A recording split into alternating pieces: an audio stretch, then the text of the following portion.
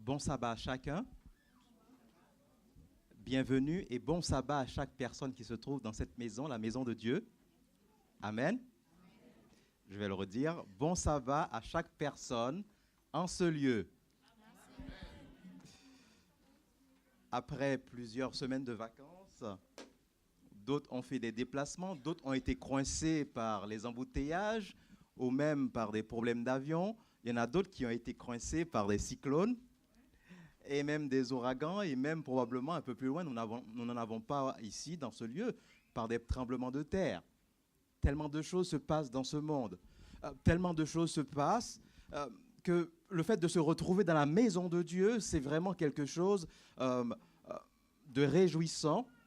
C'est quelque chose qui nous pousse à nous remettre en question systématiquement sur nous-mêmes pour nous rendre compte que nous ne sommes pas mieux que les autres qui ont été affectés par des situations, quelle qu'a été leur situation. Et que c'est un privilège que Dieu nous donne aujourd'hui de pouvoir nous trouver dans cette maison. Et que notre attitude, notre compréhension et la démarche que nous devrions faire, c'est une démarche de nous vraiment disposer nos cœurs et d'être complètement connectés à ce Dieu d'amour. On l'accuse de tout, n'est-ce pas? Mais je peux vous dire que Dieu n'est pas responsable de ce qui se passe dans ce monde. Même si parfois nous ne comprenons pas, même si parfois nous ne voyons pas ce qui se passe. Mais ce qui se passe pour une raison bien déterminée. C'est que quelque chose est en train de se passer pour que ce qui doit arriver puisse arriver. Puisque très bientôt le Seigneur viendra.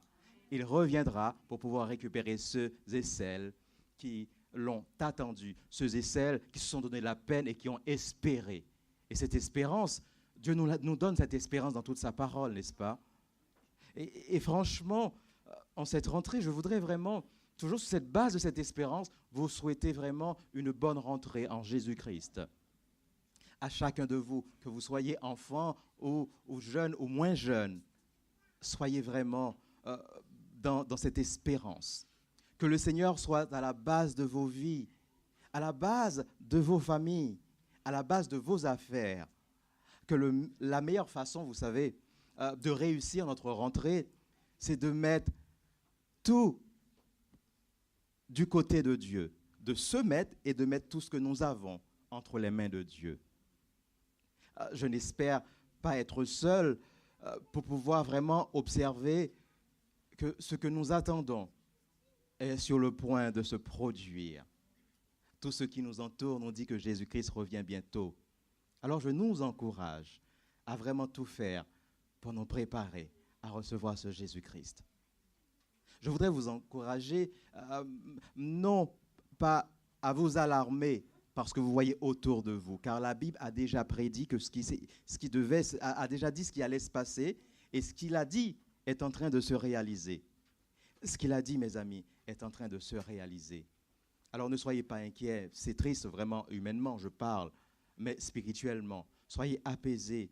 Et le fait que vous puissiez trouver l'apaisement en Jésus-Christ et dans sa parole, quoi qu'il se passe autour de vous, vous allez pouvoir vous accrocher. Il y aura de la tristesse physique, certes, mais il y aura vraiment une vision de l'avenir. Et cette vision de l'avenir vous permettra de pouvoir vous accrocher. C'est triste, nous avons perdu des proches, c'est triste, nous avons perdu nos maisons, d'autres ont perdu leur maison, d'autres n'ont pas pu se relever de cette situation. C'est vraiment triste. Mais ce qui est vraiment essentiel de comprendre, c'est de comprendre que Jésus-Christ, il est capable de pouvoir guérir, il est capable de pouvoir cicatriser, il est capable de pouvoir régénérer. Et il nous donnera le double lors de son retour si nous nous accrochons à lui. Plutôt que d'utiliser ces choses, les tremblements de terre, les signaux, vous voyez, les cyclones, les éclipses et tout ce qui s'est passé en peu de temps, en 2017, peut-être que la presse n'en a pas parlé. On nous a parlé que de quelques petites choses. On a caché les chiffres, on a peut-être fait des choses, mais peu importe. Nous devrions prendre de la hauteur et regarder et espérer et encourager ceux qui sont autour de nous et ne pas les décourager. Les encourager à fixer les yeux sur Jésus-Christ. Ma prière pour vous, mes amis, c'est que nous puissions vraiment nous accrocher quoi qu'il arrive. C'est que nous puissions laisser aller quoi qu'il arrive pour pouvoir vraiment nous accrocher à Dieu. Vous savez, ce petit enfant qui a les mains remplies de candy, de bonbons en fait, et on lui donne en fait une grosse part de gâteau au chocolat L'enfant ne sait pas en fait, mais les mains sont déjà remplies. Comment cet enfant va pouvoir vraiment récupérer la grosse part de gâteau? Il faut lâcher en fait. Il faut mettre soit dans une autre main ou mettre à côté pour pouvoir récupérer la grosse part de gâteau qu'on voudrait. Le Seigneur a une grosse part de gâteau pour nous. Mais vous savez quoi? Vous devez faire du Seigneur tout le gâteau et la cerise. Et non pas une petite cerise sur le gâteau. Donnez toute la place qu'il faudra à ce Jésus d'amour dans votre cœur, dans votre vie, dans votre famille, dans votre environnement. La meilleure façon de s'y prendre est de savoir bien commencer. Mais pour pouvoir bien commencer, il faut déposer les armes. Il faut déposer les armes. Ce matin, par ce message, le Seigneur va vous parler et va vous encourager à déposer les armes, qui que vous soyez. Déposez les armes et accrochez-vous à Jésus.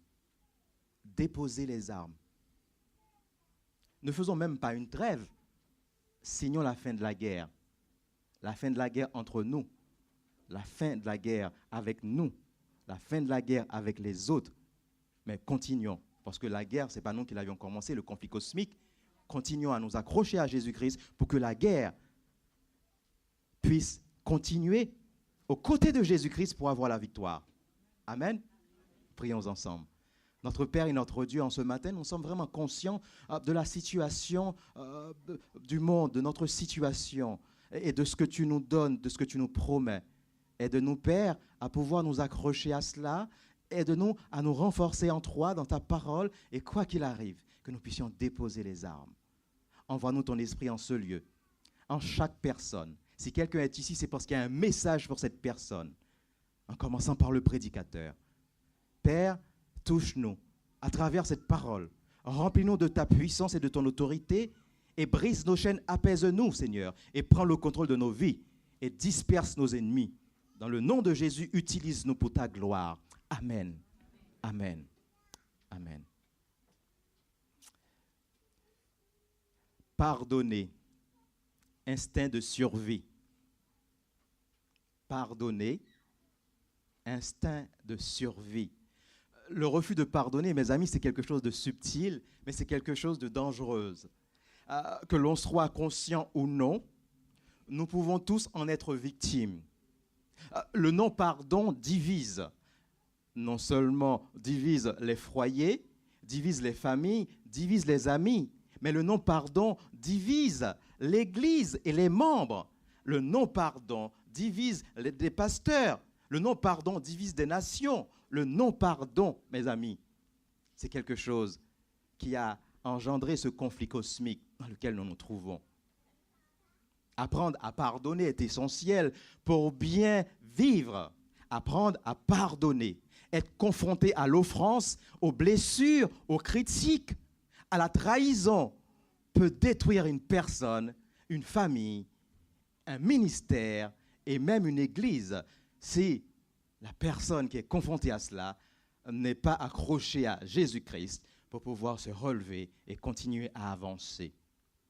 Personne ne peut avancer sans vraiment lâcher prise pour s'accrocher à Jésus-Christ. Personne ne peut avancer si cette personne s'accroche à ses blessures passées. Pardonner est difficile humainement, oui, je l'avoue, mais Dieu veut que ses disciples vivent au-dessus des offenses en pratiquant le pardon. L'ennemi voudrait nous faire croire qu'il est impossible de pardonner. L'ennemi ne nous dit pas que si nous ne pardonnons pas, nous allons être détruits avec lui quand le Seigneur reviendra.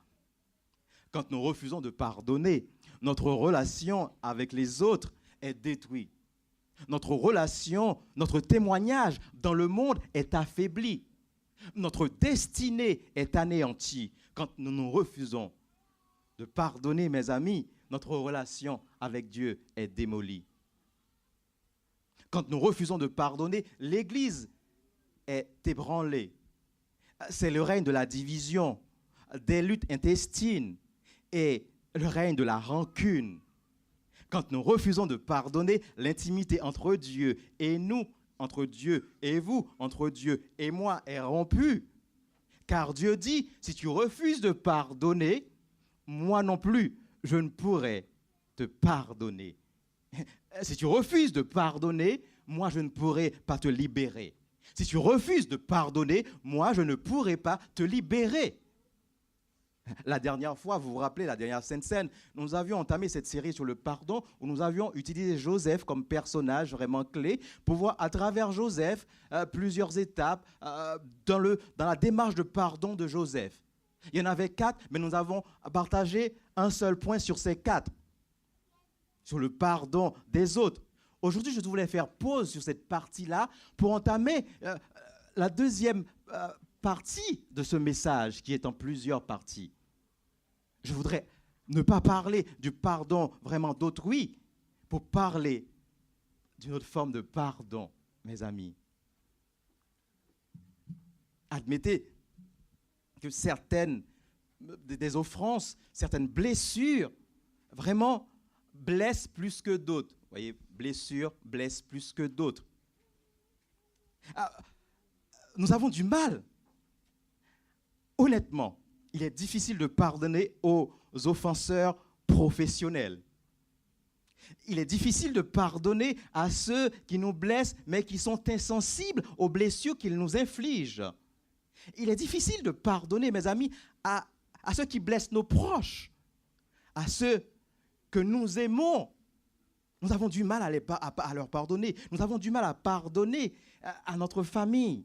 Nous avons du mal à pardonner aux frères de l'Église. Vous savez pourquoi? Parce que ce sont des personnes, à un moment ou à un autre, où on s'est complètement ouvert à ces personnes-là. Mais par-dessus tout, vous savez quelle personne, mes amis? Vous savez quelle personne on n'arrive jamais ou rarement à pardonner? Le plus difficile à pardonner, vous savez de qui? Nous n'arrivons pas à nous pardonner nous-mêmes. Nous avons du mal à nous pardonner. Vous savez, c'est tellement subtil, nous ne nous rendons même pas compte. Mais si nous prenions une feuille de papier pour pouvoir écrire, pour mettre de côté, pour voir vraiment, après avoir fini d'attaquer en fait ma soeur, après avoir fini d'attaquer mon frère, après avoir fini de culpabiliser les uns et les autres, de culpabiliser l'Église, de culpabiliser même Dieu, si je suis vraiment honnête, je finirai par comprendre que le problème n'est pas dans mon frère ni dans ma soeur, n'est pas avec mon frère ni avec ma soeur, n'est même pas avec Dieu. Le problème, mes amis, est avec moi-même. Soit parce que j'ai une mauvaise compréhension de qui je suis, de qui est mon Dieu, d'où je vais, de quelle est ma mission sur cette terre, ou parce que je refuse ou je suis aveuglé par l'ennemi, mes amis. Vous vous rappelez, Joseph, la démarche de Joseph est à suivre. La Bible nous parle de 2 personnes. Je voudrais reprendre 2 personnes, il y en a plusieurs, mais je voudrais vraiment m'attarder ce matin sur 2 personnes. 2 personnes qui ont eu du mal avec le fait de se pardonner elles-mêmes. Parmi ces 2 personnes, nous avons la première personne qui porte le nom de Pierre. Je ne sais pas si vous êtes familier avec Pierre, ce disciple de Jésus-Christ qui a marché sur les eaux, ce proche de Jésus, l'un des meilleurs évangélistes, ce grand apôtre et défenseur du christianisme, avait commis une faute grave. Pierre a renié 3 fois Jésus, malgré le fait que Jésus lui ait dit « Tu finiras par me renier ». Pierre a dit « Non, ça n'arrivera jamais ». Eh bien, Pierre est tombé dans vraiment cette piège, dans le piège du reniement, dans le piège de se prendre vraiment, de penser qu'avec sa force, il pourrait traverser cette période difficile que tous les disciples, y compris Jésus-Christ, allaient traverser. La passion du Christ, mes amis. Eh bien, voilà Pierre renie Jésus. Pierre, après cet épisode, avait du mal à accepter ce qu'il avait fait. Il s'est mis à pleurer. Il a pleuré amèrement, tellement embarrassé qu'il s'est tenu à l'écart des autres disciples pendant un certain temps. Eh oui, il arrive parfois que nous pensions que nous, pasteurs, nous responsables, nous chrétiens baptisés depuis 30 ans, que jamais nous allons vraiment chuter. Eh bien, vous savez, même les pasteurs chutent, mes amis. Les fidèles ont du mal. Et les fidèles sont peut-être très durs avec les anciens. Les fidèles sont très durs avec les animateurs de l'école du sabbat. Les fidèles sont très durs avec les présidents de fédération ou autres. Mais nous sommes au même niveau. Oui, il y a une fonction hiérarchisante. Malheureusement, nous ne comprenons pas que ce n'est qu'une fonction hiérarchisante et que nous devrions vraiment nous accrocher à Dieu à tel point pour ne jamais le lâcher. Au contraire, plus nous avons vraiment cette fonction, cette responsabilité, plus nous devrions nous accrocher à ce Dieu-là. Parce que plus on est élevé, plus on est exposé. Malheureusement, nous ne comprenons pas que c'est un travail en fait de partenariat entre l'ancien et l'assemblée, entre l'ancien et son comité, entre le pasteur et son comité, entre le pasteur et son corps pastoral. Des fois, on est comme des snipers en train de viser et de tirer sur tout ce qui bouge. Dès qu'ils toussent pas bien, eh bien on casse. Nous ne comprenons pas que nous faisons l'affaire de l'ennemi par là même. Il y a tellement de Jésus Junior dans les églises que finalement Jésus va finir par dire c'est plus la peine peut-être de revenir parce qu'il y a trop de Jésus Junior. Alors que le travail va ailleurs. La nécessité, en fait, est ailleurs. Satan nous tourne les yeux ailleurs pour ne pas remarquer ce qui est essentiel. Il y a un conflit cosmique et quand quelque chose ne va pas quelque part, c'est qu'il y a un ennemi qui est passé par là. Le Seigneur nous parle en ce matin pour nous dire que oui, même Pierre, ce disciple aimé de Dieu, est tombé. Il y a tellement de choses que nous entendons à la télé. Et quand un pasteur tombe, on fait des trucs YouTube pour pouvoir mettre, pour pouvoir dire, voilà le pasteur qui baptisait des 100 000, des 200 000. Voilà. Un pasteur, mes amis, a une famille. Un pasteur a des enfants. Un pasteur a son salut. Un responsable d'église, quelqu'un qui dit que je veux servir Dieu, a des responsabilités. Porte vos fardeaux, mais doit porter en fait ces fardeaux. Et si l'Église voulait cesser en ce début d'année de pouvoir tirer les uns sur les autres, arrête de tirer sur ta sœur, sur ton frère ou sur l'autre. Donne la possibilité à l'autre de grandir en Jésus-Christ. Arrête de te placer au-dessus de Dieu.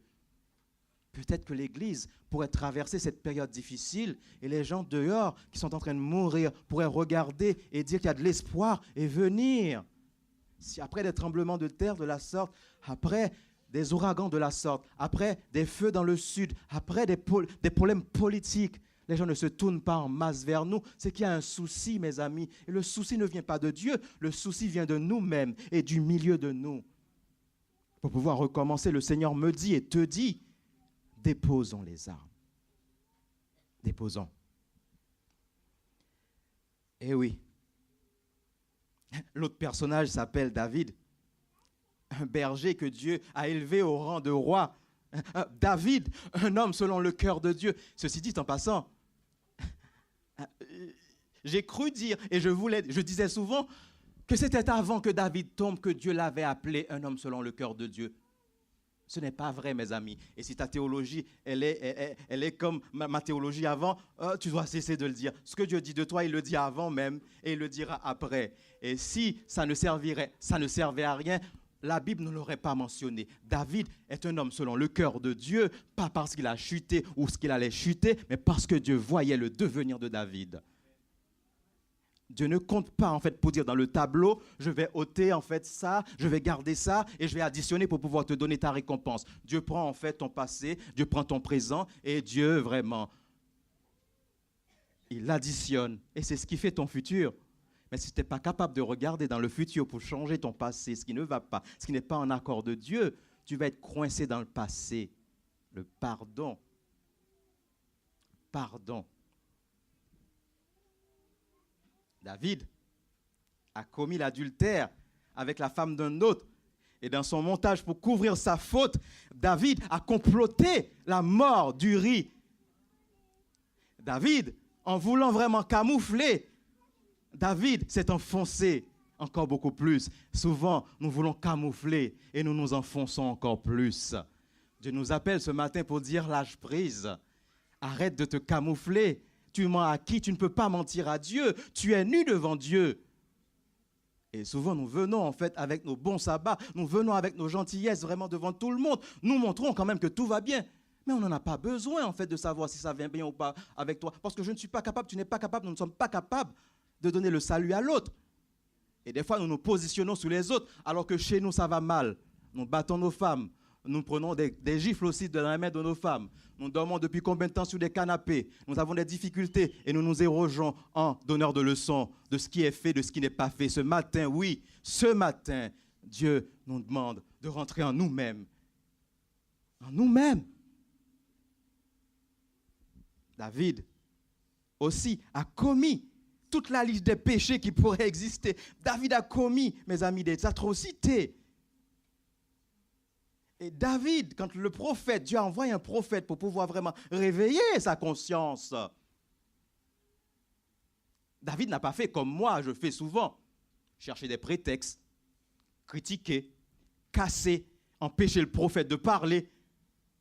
David a accepté et David s'est jeté par terre et a recherché, s'est confessé, a recherché la repentance au pied de Dieu. Et tant qu'il ne l'avait pas trouvé, il ne s'est pas relevé. Voilà la démarche que Dieu me demande. Et peut-être vous aussi, puisque c'est la même Bible que nous lisons. David, chers amis, chers frères et sœurs, vous et moi avons des choses en commun avec Pierre et David. Et arrêtons de vouloir toujours nous associer avec Job, nous associer avec Daniel, nous associer avec Joseph. Nous ne sommes pas ces personnes. Nous sommes nous-mêmes. Nous devrions prendre les choses qui sont bonnes dans la vie de ces personnes pour pouvoir vraiment avancer et changer ce qui ne va pas. Arrêtons de nous comparer les uns aux autres. Ah, je n'ai pas menti aujourd'hui, je suis meilleur en fait. Je n'ai pas volé, je n'ai pas volé dans ma vie, ça va. Mais est-ce que tu te rends compte de ce que tu es en train de faire sur Internet? Tu te rends compte comment tu parles de l'autre? Tu te rends compte en fait comment tu complotes? Tu te rends compte comment en fait, tu vois, tu n'as pas de patience avec l'autre. Tu te rends compte à quel point tu es dans la jalousie, dans la rancune, et tu dis que tu es mieux que moi, tu es mieux que l'autre.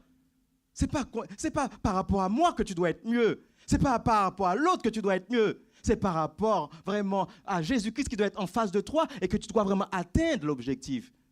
On dit souvent dans le royaume des aveugles, les bognes. Je ne sais pas, hein, sont justes? Sont rois. À toi qui m'écoutes,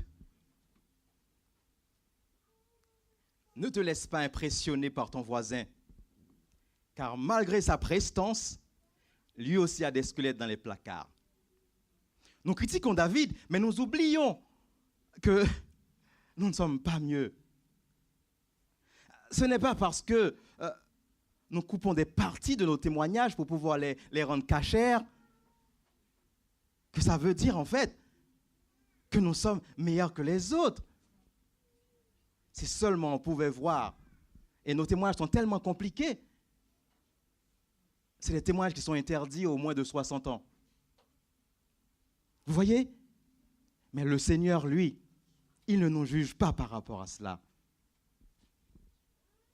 Jésus-Christ est le seul qui soit digne et parfait. Comme David et Pierre, nos erreurs et péchés nous suivront partout. Si nous n'acceptons pas de donner la main à Jésus-Christ. David dit dans le psaume 51, « Mon péché est constamment devant moi. » C'est la Bible qui le dit. Et en un mot, son passé caché, ses péchés non confessés, le hantent dans le présent et l'empêchent d'atteindre sa destinée future. Vous n'avez qu'à lire la société pour constater que l'ennemi est en train de tout faire, mes amis, pour que nous n'ayons plus de conscience, pour que nous soyons amnésiques, que nous ne prenions pas notre responsabilité et que nous accusions toujours la société, toujours le gouvernement, toujours la famille, toujours l'Église, toujours l'autre. Mais tant que nous sommes dans cette démarche, nous n'allons jamais pouvoir rebondir avec Jésus-Christ, n'est-ce pas? L'ennemi veut qu'à chaque instant, que tu te rappelles de tes erreurs passées. Il veut que tu te sentes coupable, que tu te rappelles à quel point tu es incapable Mais tu dois pouvoir accepter de ne pas être capable et de lui dire, je connais quelqu'un qui est capable et son nom est Jésus-Christ. Et si je m'accroche à lui, sa force agissante, son esprit en moi, me permettra de faire ce que d'alors je n'avais pas pu faire. L'arme de prédilection de l'ennemi est la condamnation et la culpabilité. Mais le remède de guérison de Dieu est l'acceptation de son sacrifice. Le salut par la grâce. Dans Luc 22, le Seigneur lui dit à Pierre qu'il allait chuter. Et malgré cela, vous vous rappelez, il lui dit quand même ce qu'il allait devoir faire une fois qu'il se serait relevé. Nous ne vivons pas sous le règne d'un Seigneur qui regarde tes mauvaises actions ou qui regarde le passé, mais nous vivons sous le règne d'un Seigneur qui te voit en fait tel qu'il t'a vu, comme il t'a créé. Et il passe toute sa vie avec toi à t'aider à te relever pour atteindre ta destinée. Ceci nous pousse à partager avec toi deux choses.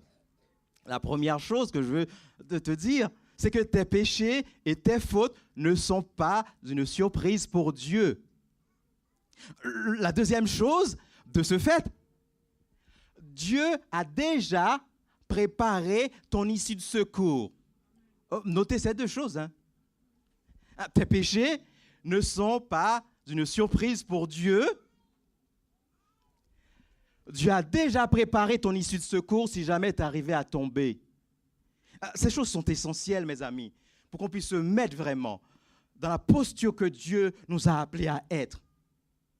Satan anticipe ta chute, mais l'Éternel anticipe ton élévation. Amen. En cette rentrée, le Seigneur me dit et te dit, si jamais tu as péché, si jamais tu as glissé, si jamais tu as manqué le but, tu as devant toi deux voies. Deutéronome 30, 19 et 20. La vie et la mort. Toi, choisis la vie, pas juste pour choisir pour t'amuser, mais choisis la vie afin que tu puisses vivre. Vivre comment? C'est pas vivre pour avoir des châteaux sur cette terre et avoir tout que l'eau va emporter ou le feu va brûler, mais vivre pour que tu puisses vivre avec moi pour toujours dans l'éternité, là où il n'y aura plus de souffrance. Quand on sait cela, on fait un petit peu plus d'efforts quand on se lève le matin, on se remet en question et on gère nos affaires avec Dieu. On gère dans la mesure du possible quand Dieu nous donne son esprit, nos affaires avec les autres. Mais avant, il faut apprendre à gérer nos affaires avec nous-mêmes. Avec nous-mêmes. L'option orchestrée par Satan et l'option préparée par Dieu. Voilà les deux options. La voie orchestrée par Satan est chargée de culpabilité et de condamnation. Mais celle prévue par Dieu est la voie de la conviction et de la grâce qui mène où, mes amis? À la confession, à la repentance, à la régénération, qui mène à l'élévation. Permettez-moi de vous dire que la voie de Dieu n'est pas la voie de la condamnation. C'est E.W. Tozer qui disait que la culpabilité est une prison sans porte. La culpabilité est une prison sans porte.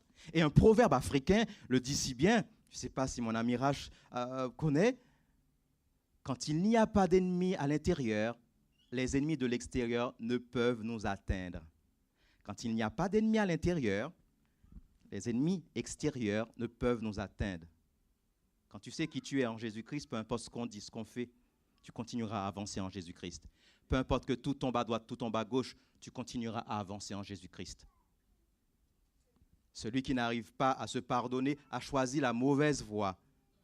Mais le Seigneur nous dit en ce matin qu'il est encore temps, qu'il y a encore une autre voie pour toi.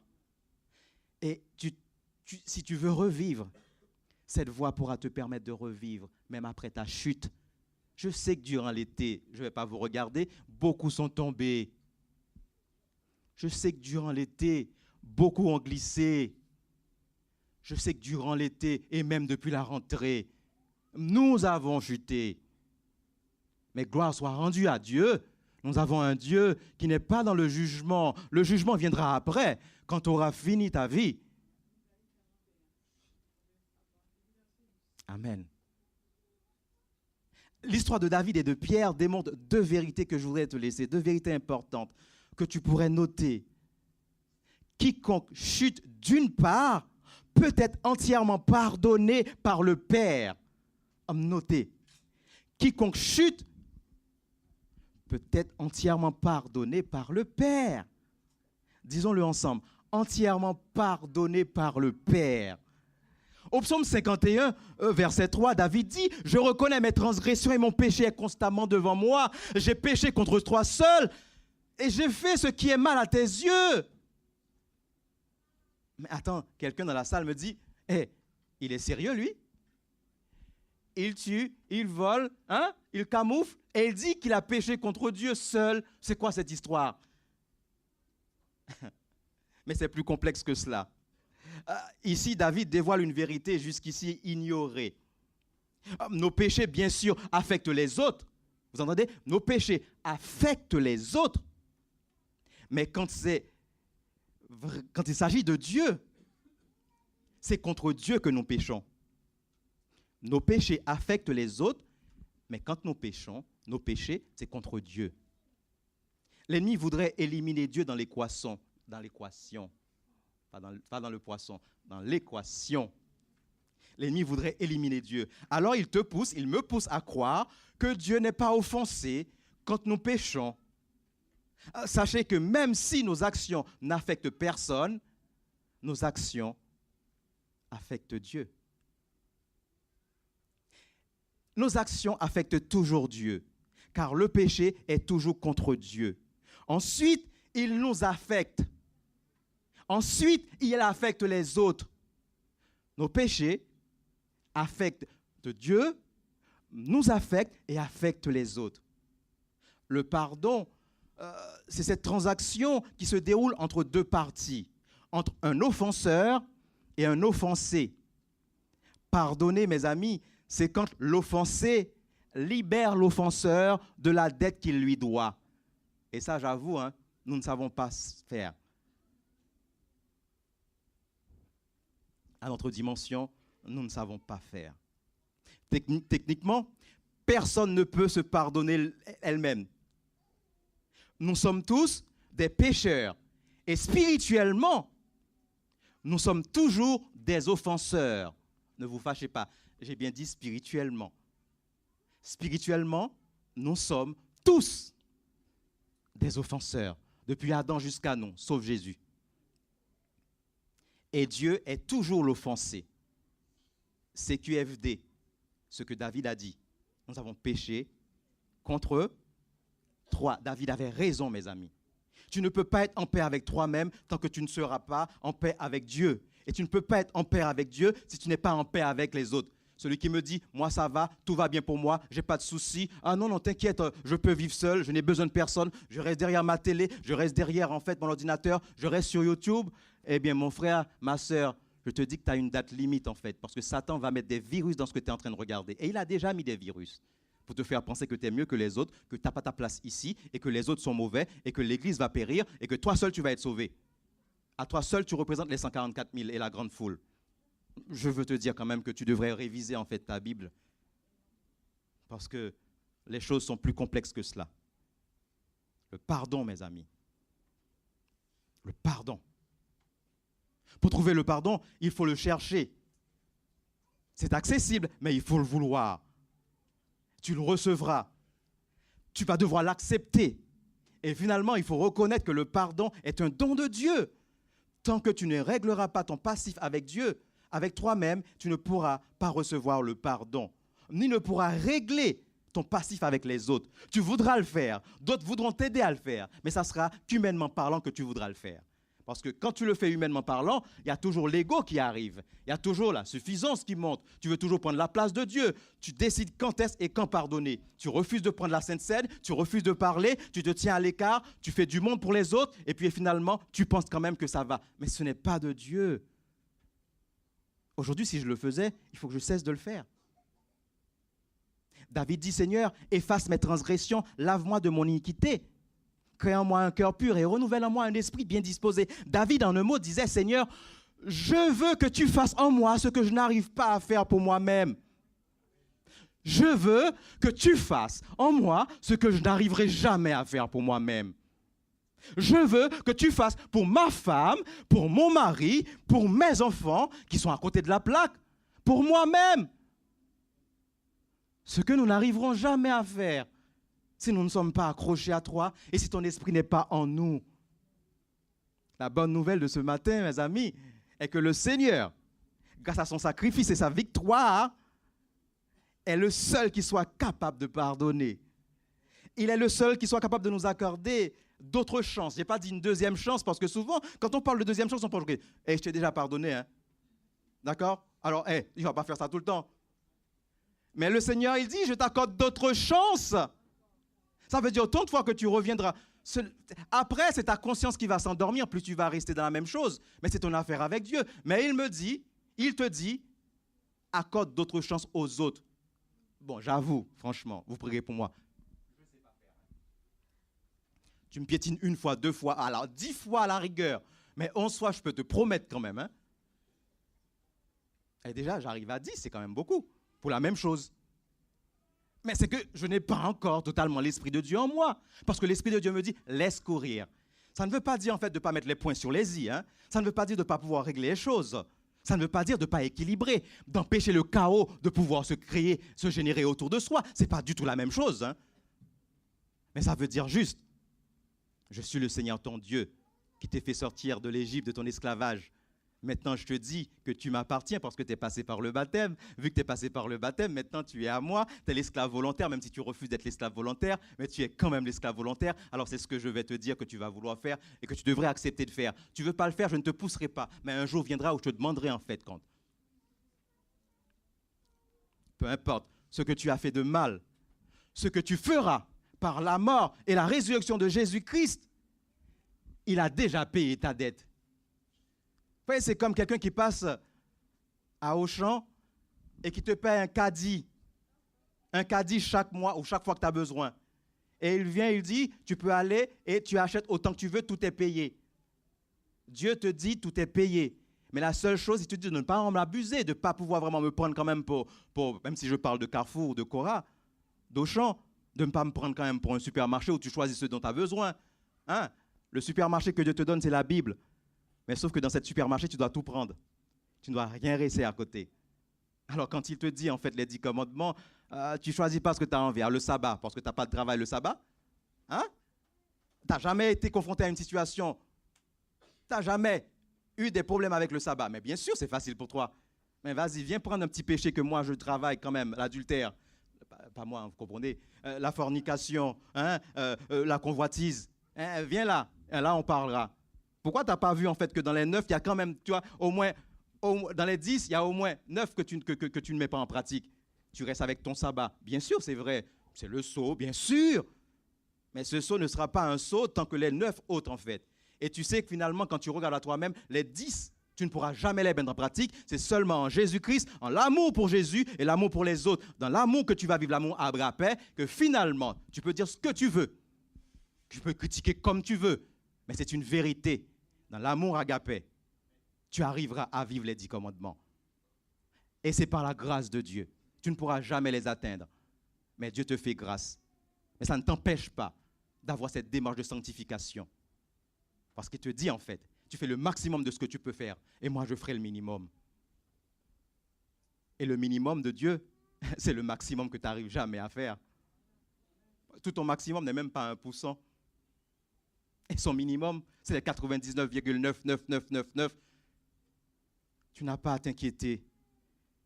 Jésus-Christ est capable de te faire avoir dans cette rentrée quelque chose de spécial que tu n'as jamais vécu, quelque chose que tu ne comprendras jamais, mais que lui comprendra.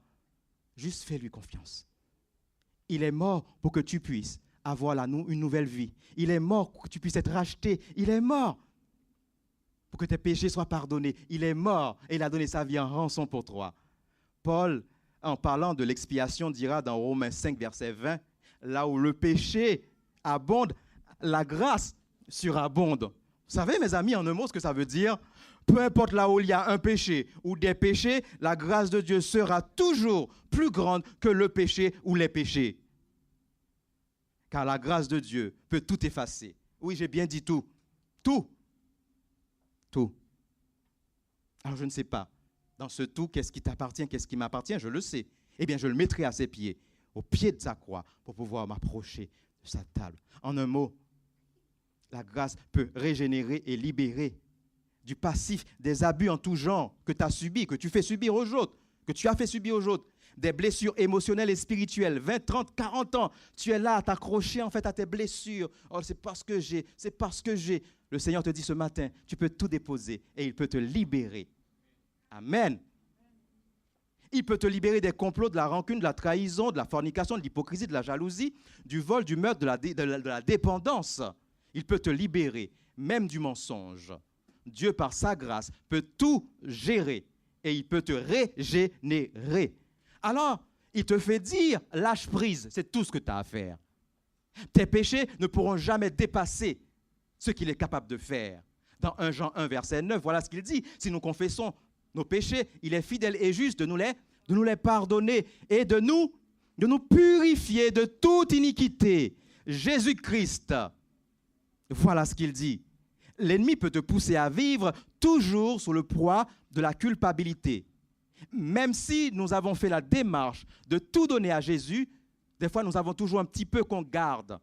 Ou on rentre ici, on veut le vivre, et en sortant, on le récupère. Selon la Bible, ce n'est pas de Dieu.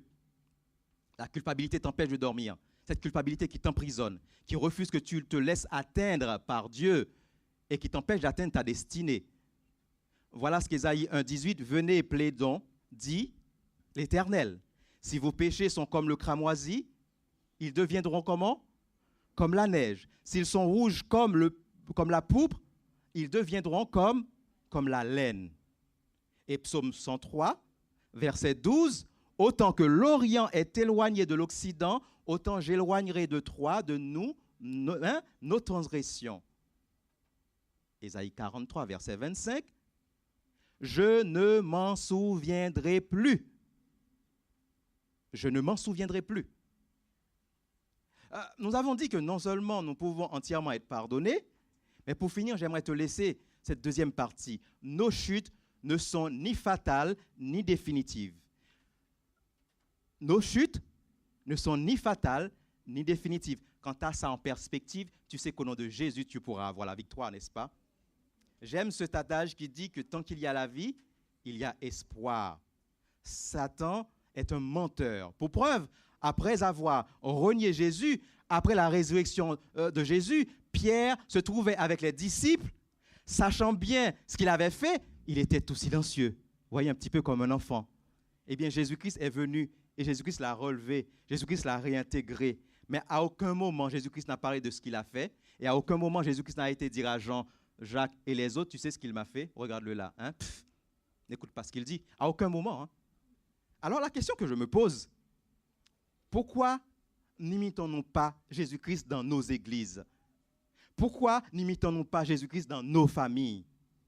Peu importe l'action de Pierre et de David, de toi ou de moi, cela ne définit pas qui nous sommes aux yeux de Dieu. C'est la bonne nouvelle d'aujourd'hui. Ni qui tu es, et cela ne reste pas comme un tatouage marqué à vie, à moins que tu fasses du laser. Hein? Jésus-Christ, mon ami, il te dit, quand je te rachète, je te libère, je te réinstalle et je te donne un nouveau nom. D'ancien voleur, tu viens à serviteur de Dieu. D'ancien tricheur, tu viens à disciple de Dieu. Hein? D'ancien menteur, tu deviens vraiment. Et d'ancien persécuteur, hein? Ce que nous sommes aujourd'hui pour beaucoup, il te fait devenir l'apôtre qui a écrit 2/3 de la Bible comme Paul. Jésus-Christ, il te dit, c'est jamais fini pour toi. Il nous invite à nous identifier à lui. N'est-il pas venu le temps de baisser les armes? N'est-ce pas? N'est-il pas venu le temps de baisser les armes? Eh bien, Profitons de ce moment que le Seigneur nous donne en cette rentrée pour déposer les armes, car le Seigneur reviendra bientôt. On a beau fuir, on a beau glisser, on a beau camoufler, on a beau en fait faire semblant de ne pas entendre. Ce message est un message qui te concerne. Ce message est un message qui me concerne. Alors, ne tirons pas sur le postier. L'origine du message vient de Dieu. Que le Seigneur nous bénisse.